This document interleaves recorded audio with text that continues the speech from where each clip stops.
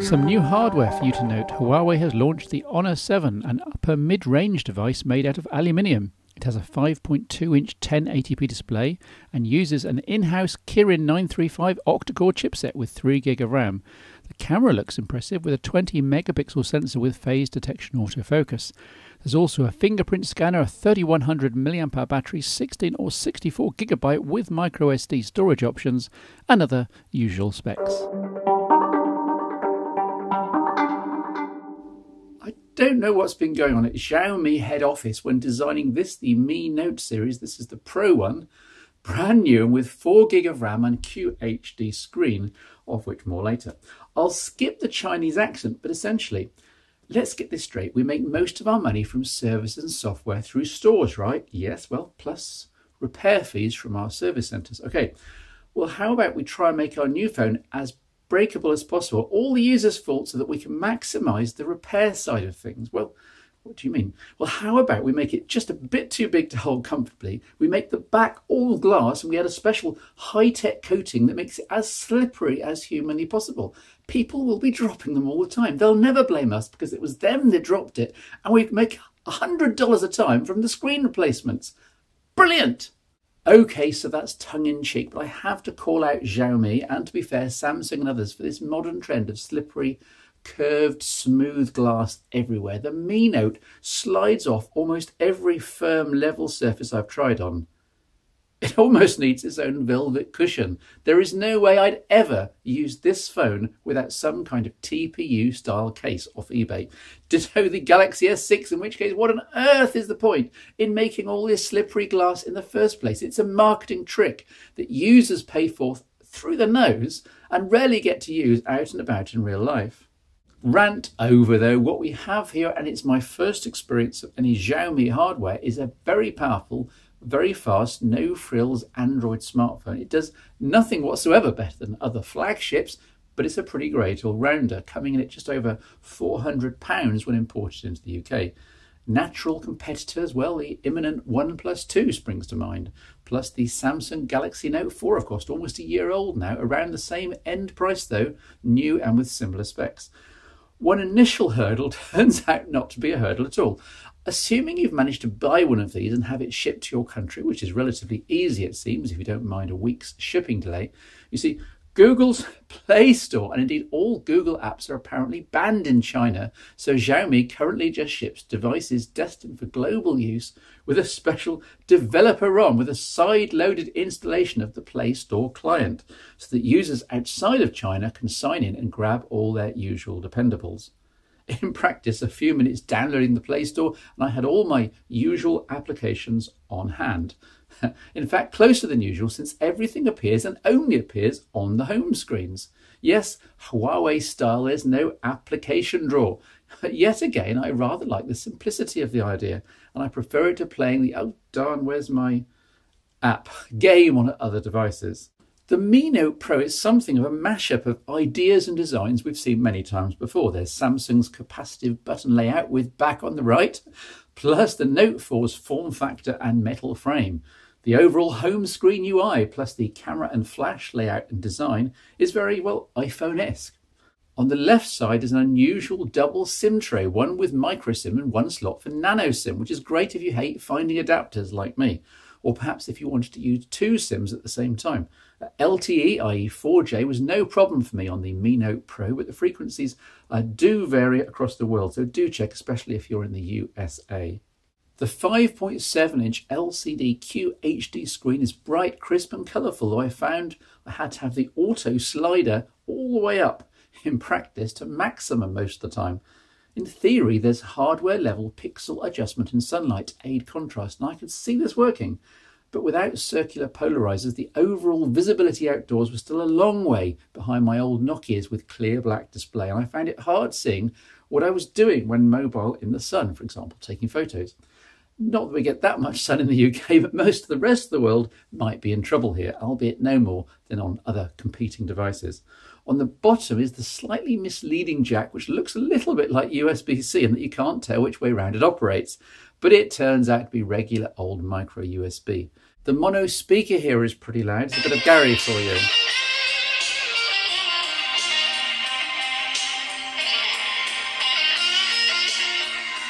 Gary Moore, RIP. It's nowhere near the best in the smartphone world in terms of speakers. They think HTC One M8 and Nexus 6, for example. A headphone output via the 3.5mm jack on the top is excellent. Xiaomi take their wired audio very seriously. The 13-megapixel camera with f over 2.0 aperture and OIS is excellent in all but the usual low-light, moving subject conditions. See the samples and crops here for an idea of quality. It doesn't match the LG G4, the current all-round champion, but it's not a million miles off. By default, everything's in auto HDR mode, which can cause some sunny shots to be more dramatic than they need to be. But it's easy to turn off HDR if you want a slightly more natural look. Detail is good and processing within acceptable limits. In low light, the OIS helps a lot, plus there's a special multi-shot night mode which works wonders. As seen here, this was almost pitch darkness. Again, moving objects will be an issue, but it's nice to have in your toolbox. One unique user interface element in the camera is being able to tap to focus and then rotate around the focus point to fine-tune the exposure. This works brilliantly and is sure to be copied by others. Video is 1080p by default and at a 4K maximum, though there's no way to grab 8-megapixel stills from this using the built-in software, but it's absolutely not a problem because the burst mode for stills, I'll demonstrate, is so fast. It's around 20 photos per second. So in the event of a kid's sports day or a dog jumping or whatever, you just hold down the capture icon and grab 50 or 60 photos at the right time with almost no gap between them. Job done. On the software side, it's enough to get set up with a typical set of Android applications out of the box. Though the Xiaomi written alternatives to what you're used to, they do cover the basics of browsing, calendar, email and so on, albeit synced to your Mi Cloud account and not to Google, at least until you've signed into the latter. It's also a little galling to have effectively duplicates littered around your home screen, necessitating a trash-style folder of all the bits you won't be using. Ah well. Also worth noting is that because of the China source and the current need to ship with the developer firmware in order to get the Play Store up and running, the Mi Note Pro is provisioned out of the box with debugging and unknown source permissions both turned on. Something I only realised when playing with Xiaomi's supplied security audit utility. Users need to be absolutely sure to close these security holes, as I quickly did. Apparently, Xiaomi will soon start shipping the Mi Note Pro with a proper global firmware that includes Google and is also locked down better. Phew. The theme engine here is a nice idea, but the theme store was very flaky and slow for me. Plus, the novelty of making your Android powerhouse look even more like an iPhone soon wears off. There's still mileage in setting it all up and then telling your friends, I've got the new iPhone 7. Oh, the fun to be had. There are hundreds, if not thousands of themes here to choose from, so you can knock yourself out anyway. A novel swipe across the capacitive keys gives this one-handed mode. You can even choose from 3 different sizes. Though if you have to use this in the first place, then what was the point in buying the Mi Note Pro? Get something smaller and cheaper. In use, the Mi Note Pro was very fast thanks to the Snapdragon 810 inside, though the trademark heat issues were noticeable. Even just exploring the UI, I could feel the device getting warm. After shooting half a dozen photos, it was definitely up beyond body temperature. And I think Google was right to stick to the Snapdragon 805 for its Nexus 6. The QHD screen and the hot processor do have an impact on battery life, with the 3000 mAh sealed cell just about lasting a full day with careful use. Play too few many games, shoot too much video, and you'll be charging for tea time, as usual. As ever, manufacturers just give us an extra millimetre of thickness and another 1000 mAh of battery capacity. Someone, please. I did like that the battery settings panes allowed the breakdown of where the power's going by either application or by hardware, so you really can look at this from either point of view. My wife says that the Mi Note Pro would look great when sliding it out of a handbag, and there's definitely something feminine about the device, helped by the white finish here with the gold edging. It's also available in black though. It's elegant, it's smooth, and it's over £200 cheaper than the Galaxy S6 Edge. At the end of the day though, I can't see many phone show viewers opting to import one of these. There's nothing intrinsically wrong with the Mi Note Pro. In many ways, it's an Android powerhouse.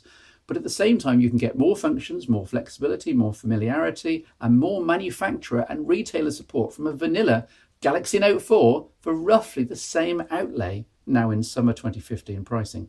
Of course, Xiaomi do other models, which we may well cover in due course. Plus, there's every chance that the company may open up a distribution chain in other markets, like the UK, which will help the phones get in more people's hands outside China. You'll know that Proporta have been sending me over stuff to review for ages, though know that the accessories concerned don't have to be for you.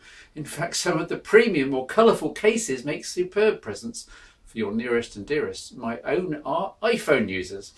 So I've been looking at a couple of present ideas for the best-selling iPhone 6. Let's go for either end of the price spectrum. Now, if you're strapped for cash, then there's the clear case with splatter paint at around £9. The selling points for which are that the design is bright and colourful and comes in a, rather gift-worthy case. But the whole point of a gift is that it's special, really special, something that makes the recipient think of you every time they use it. And I'm generalising wildly here by saying that most of my viewers are male, but if you want something premium for your wife or significant other, then you'll be prepared to pay more. So at the top end is this Ted Baker Road to Nowhere design from the Proporta Women's Collection. What's special here is the gorgeous soft touch coating, the overall imagery, and of course the Ted Baker branding and inlay. It just feels so top notch. And having just spent over £30, make sure you use our promo code. You might as well make the gift really special and use the optional £5 personalisation service. Happy birthday, darling, love Steve, or something like that. So there's your next gift idea. And of course, there are variants for most other phone models. Check out the website.